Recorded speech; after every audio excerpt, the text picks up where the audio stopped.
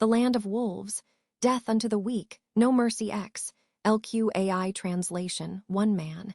It is precisely for that reason that now is the time we must rise. A man's low voice faintly stirred the air of the dark cellar. The hushed tone that kept a wary eye on the surroundings was proof of the guilty secrecy that must not be overheard. The tavern's cramped basement felt musty and rank, enough to make one's stomach churn. Not that the queasiness came only from the stagnant air of the cellar. Voices. That reprobate of the Abelux family, who counts neither parent as parent nor vassals as so much as the nails upon his hands, the villainous dragon child, the fresh blood prince Vincent Abelux. Voices. That werewolf at heart, who does not spare even a single drop of our blood a thought. Voices. Indeed we shall make him a dead man. Even hushed, the heat crammed into those voices could not be concealed. In any case, with the cellar's gloom and the hoods pulled down over their heads, not one of those assembled could make out another's face. Only the color of the flames kindled in their chests was the same. Namely, hatred for Vincent Abelux, one of the Valetian imperial family, styled the fresh blood prince, a boy who continued to carve bloody footprints along the path he walked. Keisha, feeling that pitch-black heat, Keisha Gold pulled his hood down deeper. He had little fear of his face being seen, yet his discomfort won out. There was no doubting the earnestness of those gathered here. He was the one out of place. He, too, was among those who harbored resentment toward Vincent Abelux, and yet stranger. What is the matter? Will you not raise your voice with them? Keisha, if I were thought the sort to attempt something so foolhardy, I must say I would take offense. Answering the voice that had come from right beside him, Keisha let out an audible sigh. In response, the other gave a small snort. HMPH! He had recently learned that when this person snorted thus, it tended, if anything, to indicate a moderately good mood. Care was required. The way he expressed his feelings differed from ordinary people. Should one misremember where his likes and dislikes lay, the consequences would be irreparable. Even so, Keisha, I cannot help but call this a curious and vicious endeavor. Such is the case. The gathering in which Keisha thus murmured was an underground meeting place, where the dissident elements of the Abelux domain had assembled, and Keisha's station was, nominally, that of a confidant to Vincent Abelux, the lord of that very Abelux domain. In addition, Vincent, they too must have things they would wish me to hear. Is that not their heart's desire? And the companion who leaned back with such mean-spirited pride as he said so was none other than the very Vincent Abelux in question. Too, Vincent Abelux had many enemies. Born as one of the imperial family of Valetia, where the strong are revered and the weak are scorned, he distinguished himself not so much at a young age as already in childhood, and inherited the headship as a prodigy. To display that capability, the quickest way was to exercise his skill and drive others out. Vincent. Improving food supply and enforcing thorough flood control are of course to be carried out as a matter of course, but they take too long to sink in as tangible results. To win hearts quickly requires results that can be seen. Keisha, I see. Then the clan purges of House Gold were most convenient, were they not? Vincent, fool. Convenient things do not simply occur if one sits and waits in a daze. Keisha, I see. This was an exchange when he asked about the process of taking the headship and establishing his position as lord, and Keisha was greatly impressed by his 13-year-old lord. House Gold's claim had been that a child lord was no vessel to be counted upon, and thus they rose in revolt. But apparently all of that had been guided by Vincent, who desired achievements. He had his vassals betray him of their own accord, and by punishing them proved his own ability. Vincent, would you denounce it as a base and despicable deed? Keisha, no, it is reasonably, compared to the facts of the outrages of House Gold, of our house. To his lord's testing question, Keisha slowly shook his head from side to side. Originally Cheshire trim, he now went by the name Keisha Gold. The setting was that he was one of the members of House Gold that had been abolished. His answer followed that. In truth, the conduct of House Gold, vassals of House Abelux, had many points that were hard to overlook. Clashes with the commoners and unreasonable taxation. Even if the empire's way was for the weak to toady to the strong, there were rather more problems than a little. When Vincent sought a sacrifice to solidify his base, it was only natural that the first name to come up would be theirs. A family of bad behavior, for whom even granting an opportunity to mend their ways gave one pause. Therefore, Keisha, they would be so careless as to do something like having an envoy approach me. Lowering his face under his hood, Keisha murmured so, half in exasperation and half in comprehension. The underground gathering to which he had slipped in, embracing hostility toward Vincent Abelux, was not because he had infiltrated it, nor because he had betrayed Vincent. He had been invited as a supposed survivor of House Gold, sacrificed to the fresh blood prince. Needless to say, that was not true. Keisha was born to an exceedingly ordinary commoner family. The name Gold was nothing more than a name Vincent had affixed either in play or out of laziness. Keisha, or was it that your excellency had foreseen matters to this extent when you bestowed it? Vincent, fool, even I cannot see so far through the conduct of the rabble that they contacted you may for once be termed convenient. Keisha, it is good to see you in high spirits. Even so, Vincent, what is it? Keisha, for the very person being singled out to attend a clandestine meeting is, I must say, a matter of poor taste, such is the Cassie. To Keisha, who frankly stated his feelings, Vincent gave a snort. HMPH. When the envoy of the malcontents, who had stored up resentment toward Vincent, made contact, Keisha promptly reported it to the man himself and proposed that the underground gathering in question be dismantled and crushed. However, Vincent's reaction and actions in response betrayed Keisha's expectations. The result of that betrayal was manifest in the present situation. Clad in shabby clothes and a hood to hide his identity, Vincent narrowed those black eyes. His sharp profile, unbefitting an age that could still be called a child, fixed upon those making ready to turn their blades upon him, and showed not a trace of agitation or bitterness. He was a far cry from Keisha, who, tired of being shunned and treated harshly by others, had abandoned his village. Rebel, we have many comrades. First, we shall seize the villages of the domain and tighten the noose around the Abelux lands.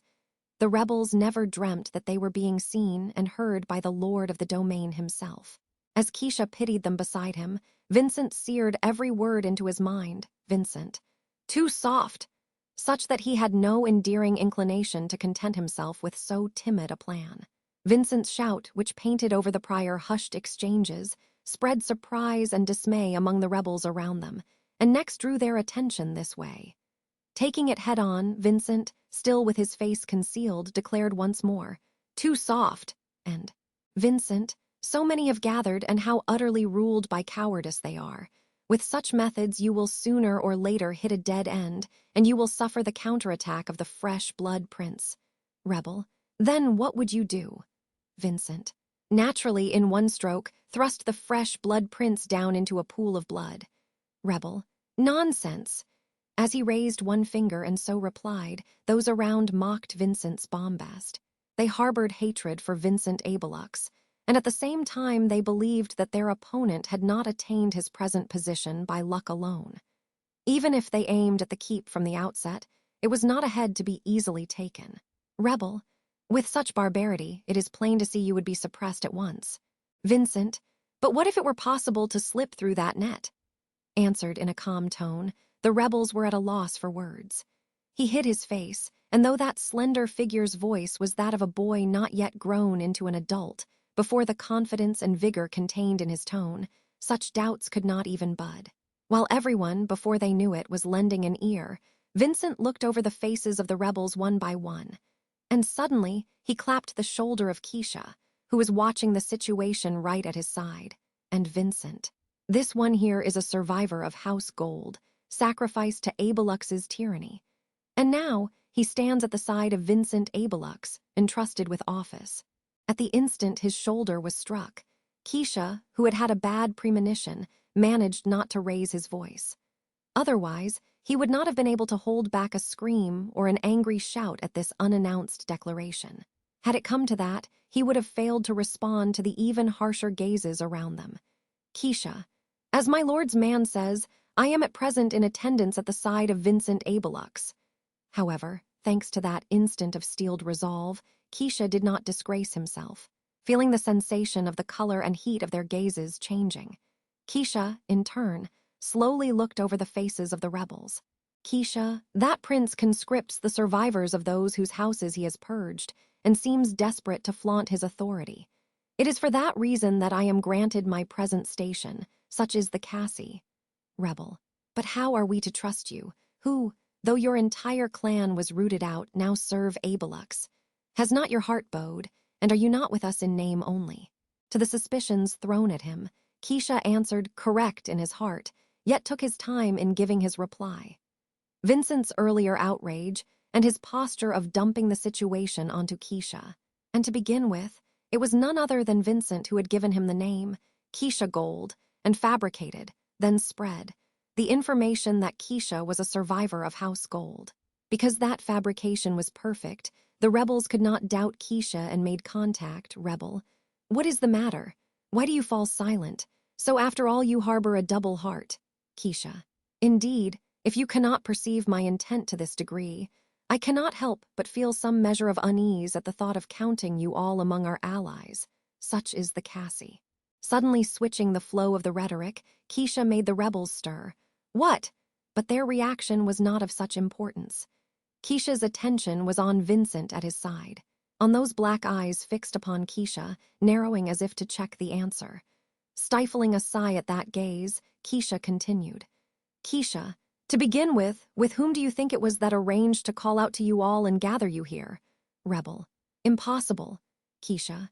Who is it that, having had his entire clan rooted out, hates Abelux the most? That is the question at hand, is it not? At Keisha, who declared it so boldly, the rebels faltered, and no voices of objection were raised. Keisha's statement was nothing but a bluff. Had there been an initiator who had in fact moved the rebels, it was content that could be denied at once. But it did not turn out so. The initiator would not raise a hand. He was busy stifling his smile at Keisha's side. It was Vincent Abelux who had gathered the rebels and orchestrated the holding of the underground assembly. Naturally, it was also he who had arranged for an envoy to be sent to the survivor of House Gold. The aim was the same as in the clan purge of House Gold, one strand in a scheme to sweep away the malcontents within the domain. If that was the case, Keisha would have liked to have been told beforehand, but Keisha, Vincent Abelux is cautious, a schemer to the point of being insidious. Even so, if he believes he has already broken someone's spirit, signs of carelessness appear. I shall incite the fresh blood prince and lead him to a battlefield you all have prepared to perfection. There we shall, rebel, slay the fresh blood prince. Keisha, impale that werewolf who, boasting of the amount of blood he has spilled, puts on airs as a sword wolf. Rebels. Oh, ooh, ooh, ooh. Consciously twisting his lips into an evil smile, Keisha's words lit a fire in the rebels. At once, they rose to their feet, and with a force like blowing away the stagnant air of the cellar, raised their voices, and the heat of the underground assembly leapt to its peak.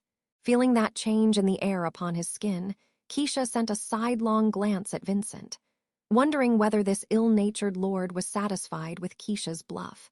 To Keisha's suspicious gaze, Vincent, with only the mouth not hidden by his hood, smiled. Vincent, to call me a werewolf, one sees you had quite the pent-up resentment. Keisha, now then, whatever could you be talking about, I wonderer. 3 Keisha, Your Excellency, regarding those malcontents, there is a report that they, together with the troops they had gathered, were taken in one fell swoop. Vincent, I see.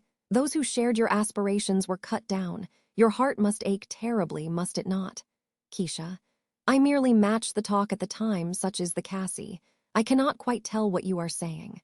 Shrugging his own shoulders thus, Keisha brushed aside Vincent's ill-natured jab.